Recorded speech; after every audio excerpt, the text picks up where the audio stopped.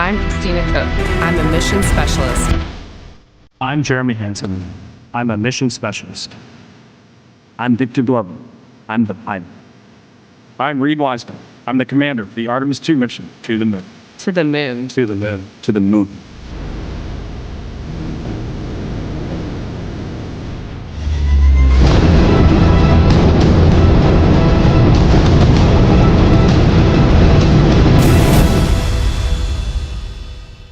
Hello， 大家好，我是利恩。1972年，人类在月球上留下了最后的一道足迹后，转过身，整整54年，我们就再也没有回去过了。半个世纪以来呢，我们始终把自己锁在这个离地球表面大概只近几百公里内的近地轨道里，就像是在浅滩戏水一样。对于在深海里的月球呢，早已遗忘了它的模样。直到今天，2026年4月2号呢 ，NASA 的阿提米斯2号又载着4名太空人，重新点燃了深空探索的引擎，缓缓上升出发。不过这个你如果以为呢，这个是一个重温旧梦的太空梦幻冒险之旅，那其实还真不尽然。因为这一场耗资了数百亿美元，技术极度变态，而且真正关乎的是21世纪人类霸权重新洗盘的一场终极博弈。毕竟你想为什么会停滞54年没有上去？简单来讲，就是人类对于月球登陆的这种太空探险的进步始终来自于最悲哀也是最残酷的理由，那就是国家战争。当年二战之后，美苏的冷战呢，已经到达了5阶段敏感、高压、紧张状态。这个时候呢，50、60年代的美苏呢，就转向了太空竞赛。当时苏联呢，居然首先发射了人造卫星 Sputnik， 送这个由里加加林上太空之后呢，让美国感到无比震惊。因为那个时候的想法很简单，如果谁能够有能力先上太空，谁就有能力呢把导弹瞄准地球上的敌对国家。所以那个时候的想法就是太空能力等于导弹能力。导弹能力就等同于军事威胁，这也不得不迫使着美国当时的总统肯尼迪呢回应，就是我们要把登陆月球视为国家目标。OK 不 OK？ хорошо不хорошо？因此，阿波罗计划就成为了冷战时期最具象征性的工程，也作为了那一个时代最后的收官。美国率先的在月球上插旗，美国国旗在太空的月球上面，就向世界宣示了制度优越性的技术霸权。所以，太空的进步始终不是一个单纯的科学任务。讲白了，就是有竞争才有进步了。那更白一点，就是生存的危机感越重进步的速度就越快了。不然，我可以跟你讲，世界和平的话，恐怕我们大概都还来不及再看到这个人类想要重返月球的欲望了。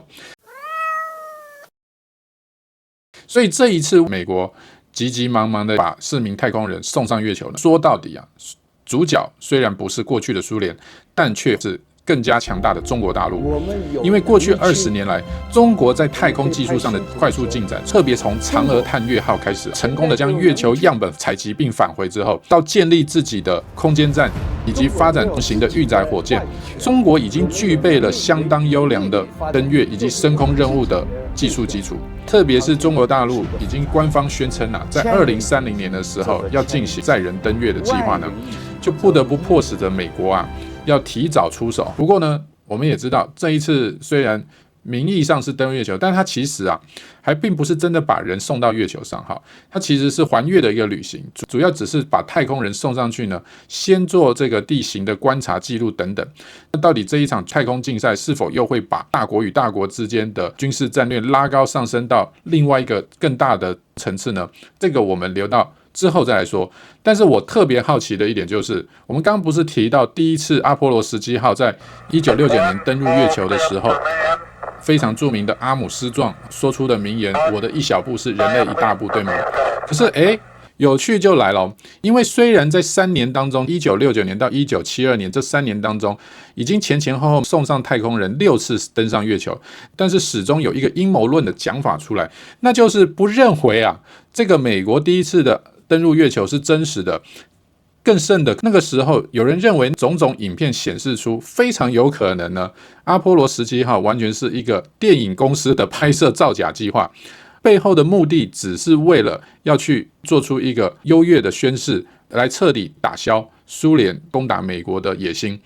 有人到现在都还仍然是深信不疑的甚至连现在的俄罗斯总理普丁本人都被这样问过。Как вы считаете, американцы высаживались на Луну? Ну, садились на Луну? Думаю, да. Давайте сразу сюда. Есть же версия, что Я знаю эту версию. Мне кажется, что фальсифицировать такое мероприятие невозможно. Как бы не было. Это, знаете, это то же самое, что некоторые утверждают, что 11 сентября американцы сами взорвали вот эти башни-близнецы. Сами руководили действиями террористов. Полная чушь. 这就不禁引起我一个好奇，为什么会有这一个阴谋论的说法，以及这个阴谋论到底是从哪里来呢？哎呀，老半天，这才是我们今天影片的真正重点啊！所以今天我特别呢找了 Johnny Harris， 我们的频道的老朋友也是我个人非常喜欢的解密专家他也对这个问题感到十分好奇，要回过头来好好的再看一看，到底当年这一场所谓的造假风波是怎么形成的，以及这个阴谋论背后是否又真的涵盖了一些真相呢？就让我们随着 Johnny Harris 的脚步，一起来好好探究这个有趣又耐人寻味的阴谋论解密吧。Let's go！Forward, drift into the right a little. 30 seconds. Looks like Neil is coming in 5 by there. 11, Mike, see you in the background.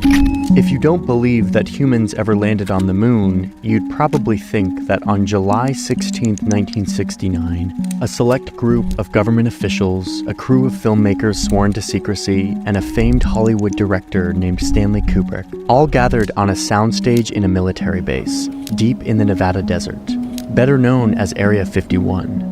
And here they pulled off the greatest hoax in history. You'd probably think that astronauts, or should I say actors, Buzz Aldrin, Neil Armstrong, and Michael Collins fled this rocket through a secret passageway just before it took off for space, totally empty. And you would have to believe that the estimated 400,000 people who were involved in this mission were in on it, all promising to take this secret to their grave.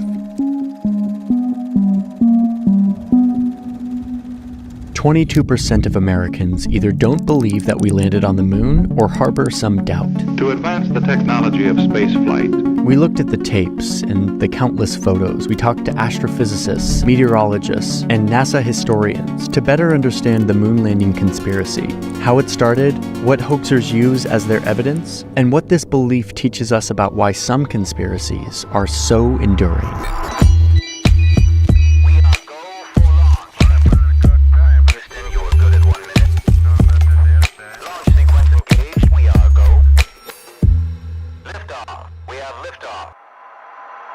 Armstrong is on the moon. Neil Armstrong, standing on the surface of the moon on this July 20th, 1969. That's one small step for man. All right, so to give you some context on the moon landing, I need to briefly explain World War II and the Cold War, which is something I've kind of done a lot on this channel.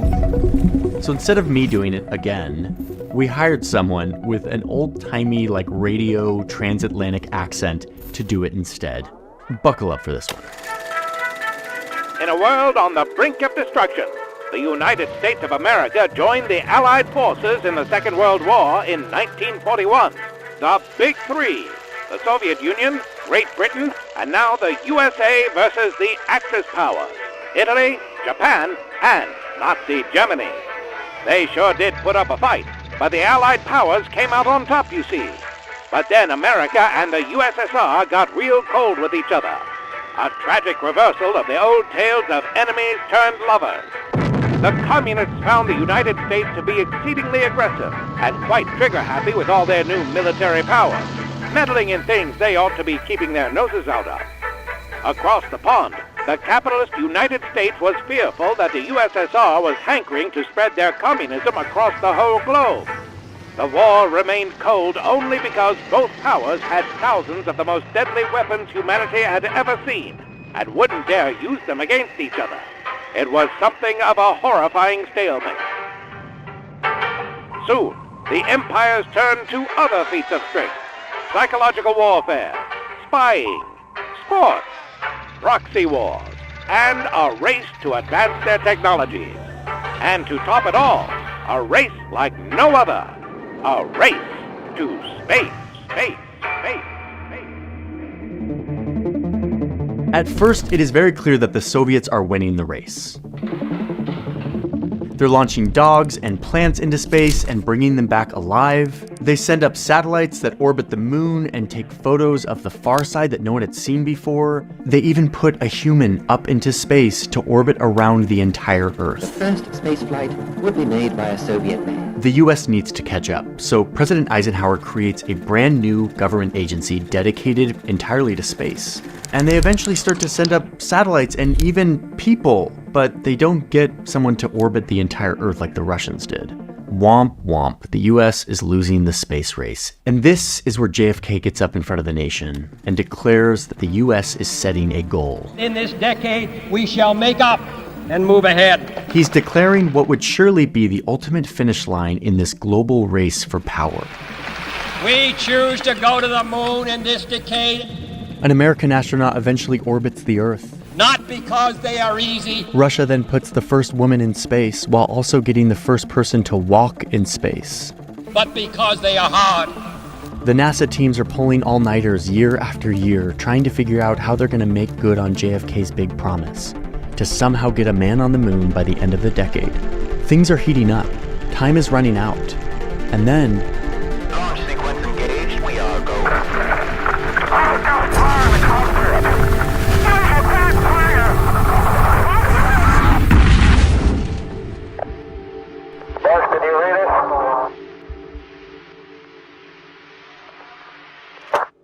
NASA's disaster was a major setback, but the stakes were too high to give up. The space race had become much more than a technological rivalry. Winning the race to the moon would mean winning the ideological war for the world. Would it be communism or capitalism? They couldn't give up now, so they kept going. In 1968, NASA finally gets a spaceship, the Apollo 8, to orbit the moon with astronauts aboard.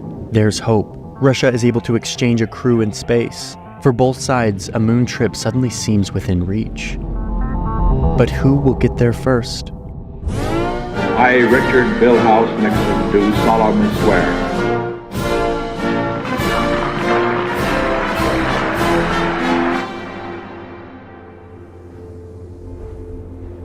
And then, after hundreds of millions of dollars and countless focused hours by the country's brightest minds, comes a morning on a summer day in Houston, Texas in 1969.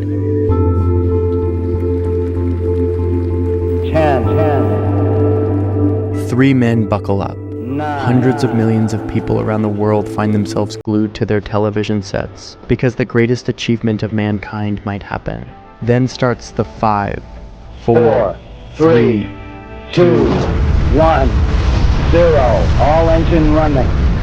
Liftoff. We have a liftoff. 32 minutes past the hour. Liftoff on Apollo 11. Tower clear. 2-10 roll program. Neil Armstrong reporting the roll and pitch program, which puts Apollo 11 on a proper heading.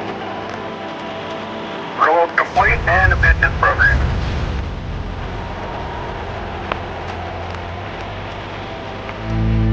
The rocket heads towards the finish line, that pearly orb that humans had stared at and mythologized about, fixated on, and they're finally going to touch it. Just say the word and I'll throw a lasso around it and pull it down.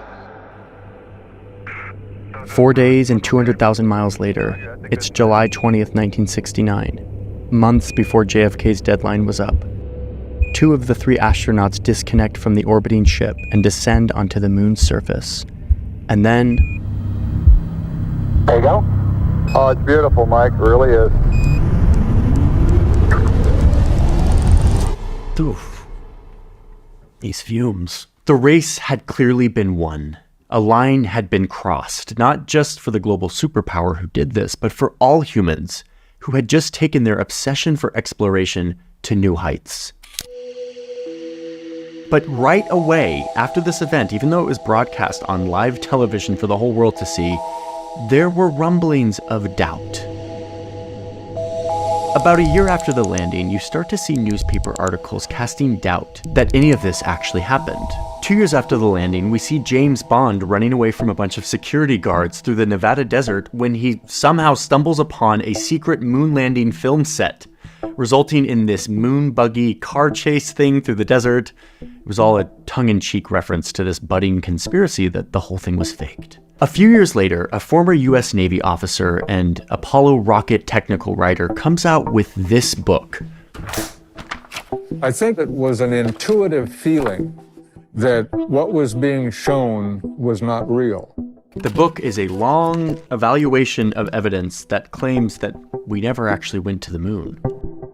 This book makes the case that the moon landing was so political that the US, having failed to develop a feasible plan to get to the moon, pulled off this secretive staging of the event, all as a propaganda play to get ahead of the Soviets. And he emphasizes the point that, it's the Cold War, it's not that far-fetched that the US government would come up with some deception campaign in the name of beating communism, which is totally fair actually. But that's not evidence, that's just speculation. He does go on to present a bunch of photos and explanations that turn into the foundation of what would become a widespread theory that the moon landing was faked. The lunar landings were more than likely fabricated. Why wouldn't the moon landing be fake? Why wouldn't we fake that? We did not land men on the moon. The moon? Yeah, it's fake. And I would bet my life on it. This is actually the reason I wanted to make this video, is I wanted to understand what the foundation of this conspiracy theory actually was. The people who truly earnestly believe it, what do they think happened here? I'm not going to go through all of the evidence and theories here because they're kind of all over the place, but let me show you some of the major ones. The first major one starts here.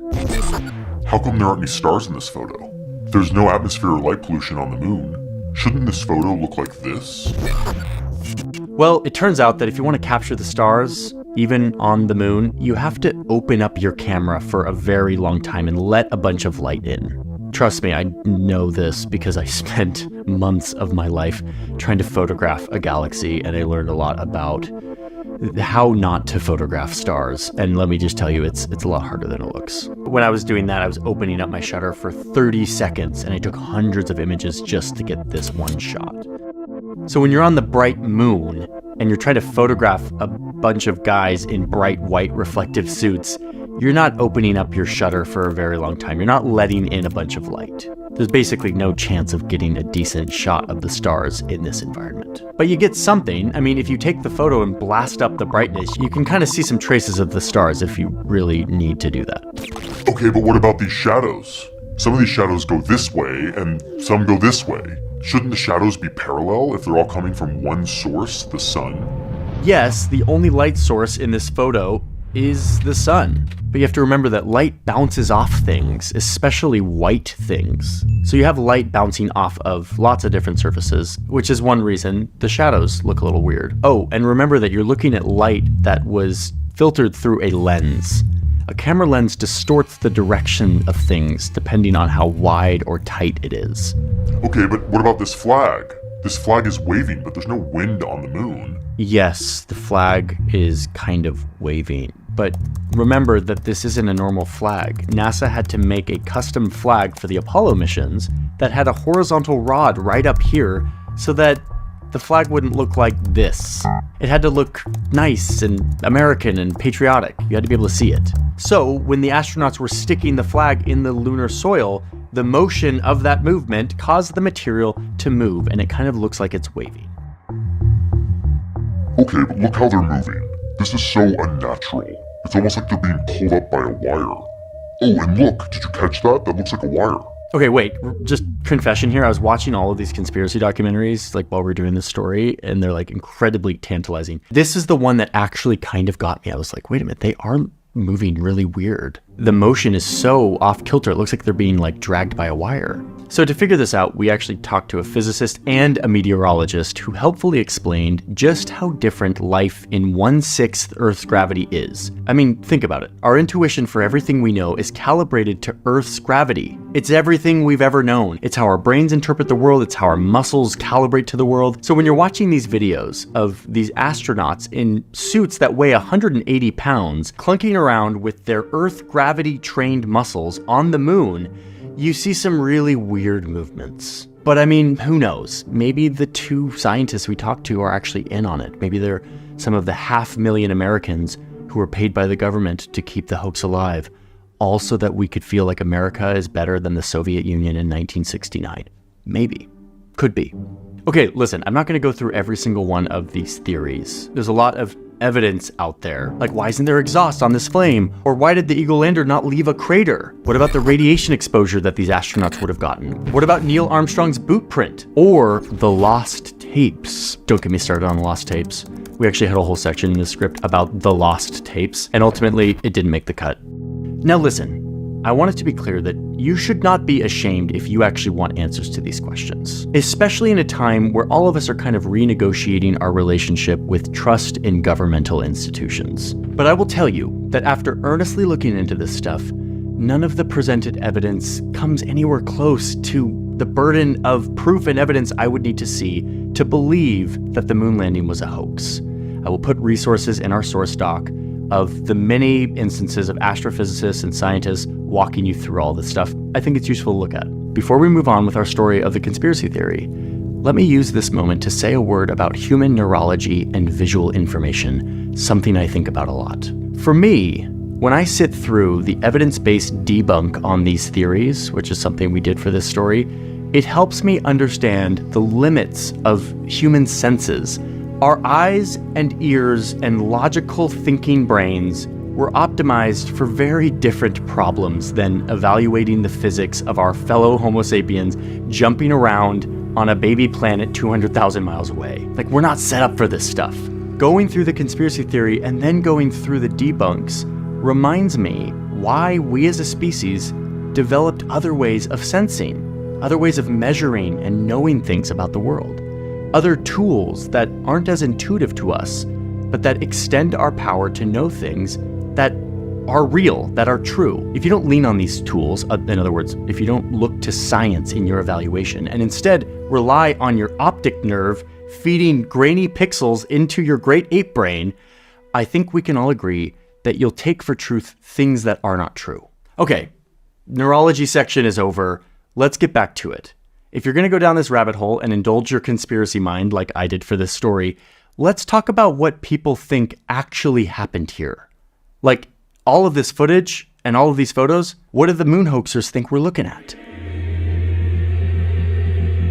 One of the most common explanations is that the US, afraid that they would be embarrassed in front of the global stage because they would fail on JFK's big promise, hired a famed Hollywood director, Stanley Kubrick, who had just released a groundbreaking space movie, and they used his visual skills to deceive the world, filming the moon landing on a soundstage in the middle of the desert. I mean, look, this rock has a perfect C on it. Is that a prop? These misaligned shadows, they explain as studio lights. The flag was waving because there was air conditioning in the studio, and these photos were actually taken by Stanley Kubrick's crew. All of these movements, they say, were done with wires and slow motion, and that black starless sky is just a black cloth backdrop. That's one small step for man, one giant leap for mankind. In 1977, the conspiracy theory had spread enough that NASA had to come out and issue a fact sheet responding to the claims. The first sentence of which is just, yes, astronauts did land on the moon. But then a movie comes out in 1977 about the government faking a space mission, this time to Mars, to save face to the American people. But the space race was over. It wasn't the focus anymore. And eventually, so was the Cold War. This moon landing theory became more and more fringe. But inevitably, like any other good, tantalizing conspiracy theory, it was eventually repackaged and put into one of these really spooky, cheesy cable news documentaries. In 2001, Fox News aired this documentary. On conspiracy theory, did we land on the moon?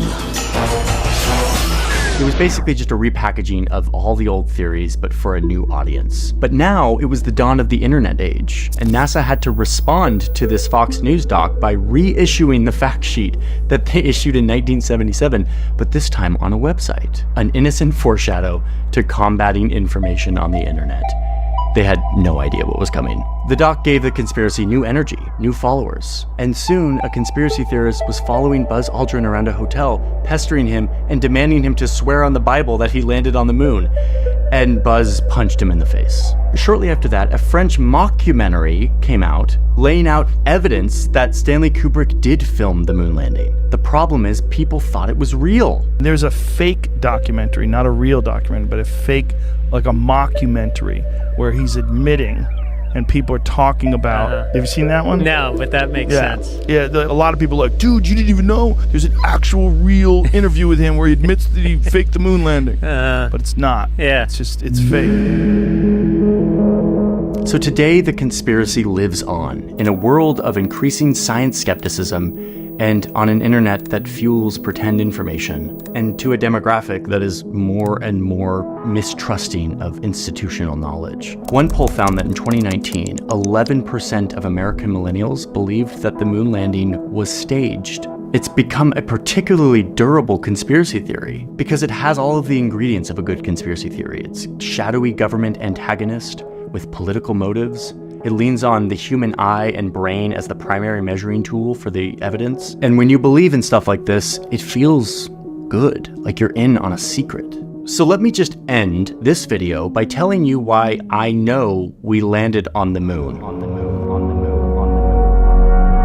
You are looking at a very thin section of moon rock, magnified 500 times. First off, we brought back 900 pounds of rocks during the Apollo missions. The Soviets, who were our technological and geopolitical enemies, eventually sent a robot to the moon to collect samples of their own. These precious rocks are sent out to scientists and educators 400 times a year to be studied and examined.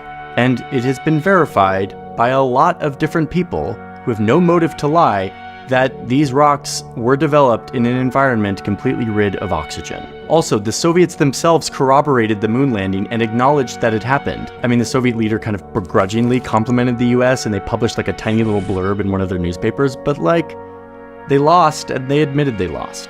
Also, if I'm gonna rely on just my human brain logic for a second here, think about it. There were hundreds of thousands of people who were involved in the Apollo missions. Scientists, engineers, physicists, policymakers, mathematicians, all working day and night towards this goal, obsessing over every detail and then monitoring every step of the way, from Houston, Texas to the surface of the moon and back, communicating with the astronauts the whole time. So imagine 2 Texas Motor Speedway stadiums full of the brightest minds in the country, all in on the biggest deception of all time, without a single leak.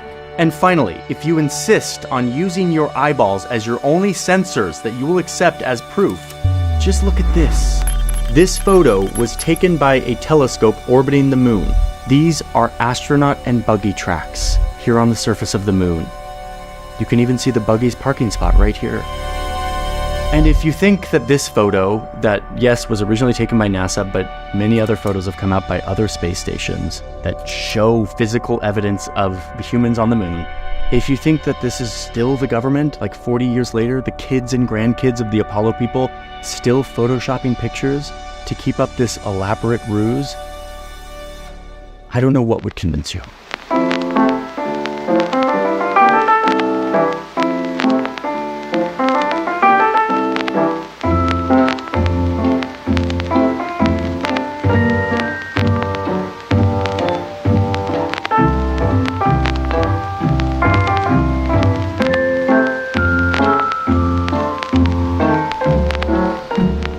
Everyone, thanks for watching.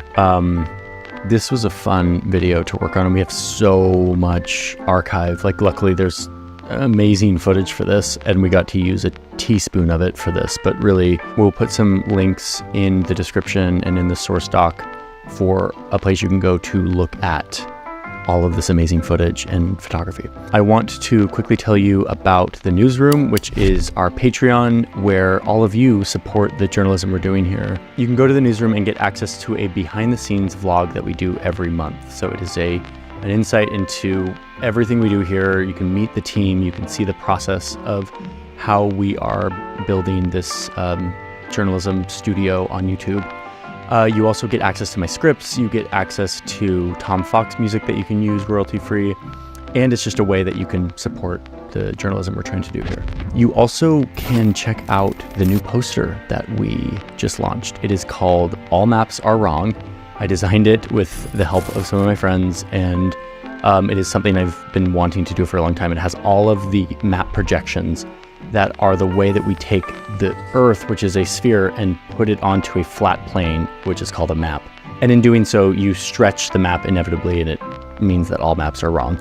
And this poster is kind of an homage to that. We have LUTs and presets, which is how we color our photos and videos. And we recently launched a tip line, a place where we can hear from you on what stories you think we should tell, whether you have access to specific data or evidence or knowledge that you think would make a compelling story, or an investigation that needs to be done, or just a story that you think is undercovered and that needs explanation. Information about that is in the description. We always love to hear from you to make our reporting more holistic, more representative, and stronger. So thank you for your submissions. Thank you all for being here.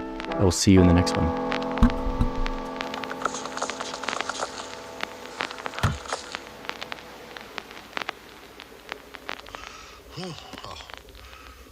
This we know, the cornerstone is Christ alone.